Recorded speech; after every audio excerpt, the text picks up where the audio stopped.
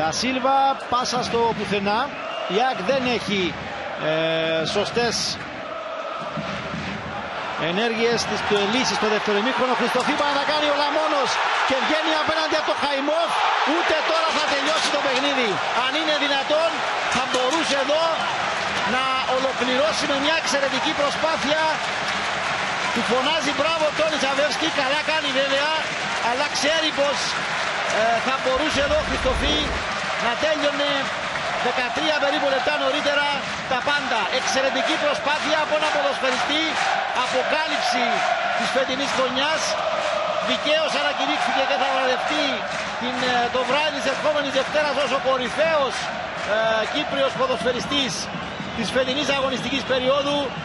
Άσχετα αν εδώ δεν έχει το ιδανικό τελείωμα στην προσπάθειά του.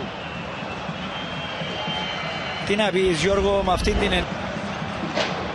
Από το μαρκάρισμα του Ζιλέ, θα δούμε εδώ ξανά, είναι η προηγούμενη του βέβαια εξαιρετική προσπάθεια. Κάνει απέναντι από τον αντίπαλο τερματοφύλακα, αλλά δεν πλασάρει σωστά.